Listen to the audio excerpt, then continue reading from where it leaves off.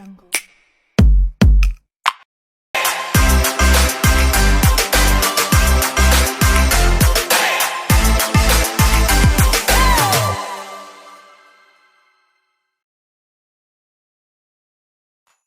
Hai semua, selamat datang di podcast kita hari ini. Saya Putri Febria Ganda bersama teman saya Valeria Nata Apria. Halo Nata, Hai Putri, bagaimana nih kabarnya? baik banget. Kalau kamu gimana?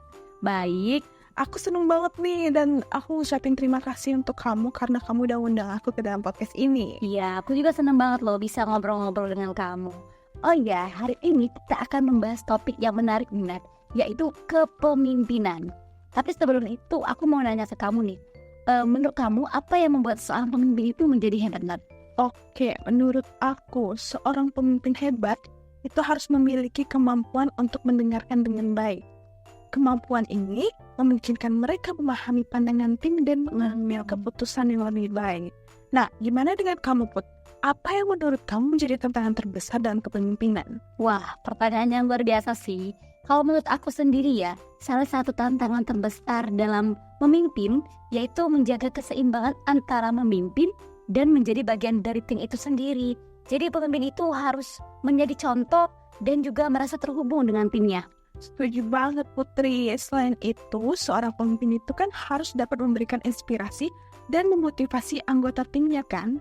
Dan keberhasilan tim seringkali tergantung pada semangat dan motivasi. Betul banget, jadi semangat tim itu sangat penting ya Nat ya. Dan menurut aku ya teman-teman, kita juga penting banget untuk terus belajar, berkembang sebagai pemimpin. Dunia ini kan terus berubah ya, jadi kita sebagai pemimpin itu harus bisa beradaptasi. Betul banget Putri. Pembelajaran berkelanjutan adalah kunci untuk tetap relevan dan efektif sebagai pemimpin. Nah, aku mau tanya lagi nih Put. Boleh? Kepemimpinan itu bisa diajarkan ataukah itu bakat bawaan? Bagi aku ada dua faktor ya. Ada yang memang punya bakat alami menjadi pemimpin. Tapi teman-teman dan Nata, kita juga bisa menjadi seorang pemimpin dengan cara belajar dan memiliki pengalaman-pengalaman sehingga kita menjadi pemimpin yang baik. Nah, ngomong-ngomong bicara tentang kepemimpinan nih, ada satu pemimpin wanita yang sangat menarik untuk kita bahas di podcast kali ini, yaitu Ibu Retno Marsudi. Kamu tahu nggak Ibu Retno Marsudi? Ibu Retno Marsudi yang Menteri Luar Negeri kita kan? Betul banget. Jadi Ibu Retno Marsudi itu Menteri Luar Negeri Indonesia yang merupakan contoh nyata kepemimpinan perempuan yang luar biasa. Jadi teman-teman, tanpa basa-basi lagi, mari kita mulai dengan pembahasan tentang sosok yang menginspiratif Menteri Luar Negeri kita yang luar biasa, Ibu Retno Marsudi. Simak terus di podcast kita. Oke, sebelum kita mulai lebih dalam, bagaimana nih Nat kalau kita berbagi pendapat dulu nih, bagaimana tentang Ibu Retno? Oke, boleh Putri. Menurut aku, Ibu Retno Marsudi itu adalah teladan yang luar biasa, terutama sebagai perempuan pertama yang menjabat sebagai Menteri Luar Negeri di Indonesia. Beliau membawa semangat dan dedikasi yang luar biasa dalam dunia diplomasi. Betul banget, saya setuju sih. Keberhasilannya dalam menjalankan tugasnya itu nggak hanya tercermin dari jabatannya saat ini loh, tapi juga pengalaman-pengalaman sebelumnya yang bisa kita lihat sebagai duta besar direktur dan berbagai peran lainnya. Nah, tapi jangan lupa juga buat penghargaan yang beliau terima. Itu menunjukkan pengakuan dunia atas kontribusinya dalam membangun hubungan baik antar negara. Wah, sungguh mengesankan ya. Dan tentu saja kita tidak akan hanya membahas pencapaiannya secara profesional, tapi juga menyelami sedikit kehidupan pribadinya yang sangat menarik.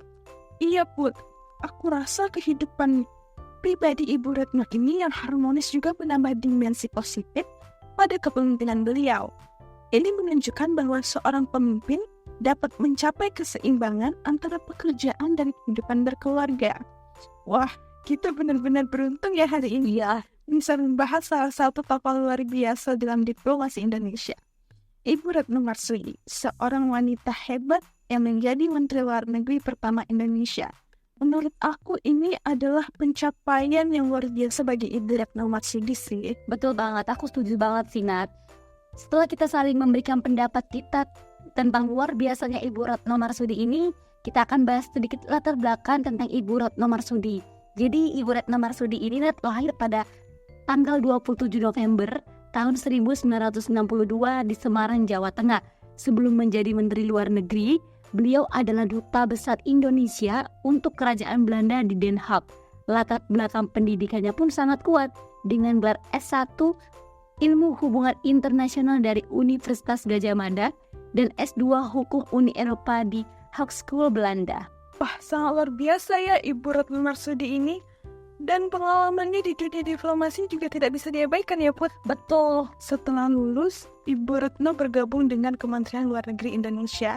Dan dari tahun 1997 hingga 2001, beliau menjabat sebagai Sekretaris 1 di bidang ekonomi Kedutaan Besar Republik Indonesia di Den Haag, Belanda. Wow. Ini menunjukkan dedikasi dan kompetensi yang dimiliki oleh Ibu Retno Marsudi.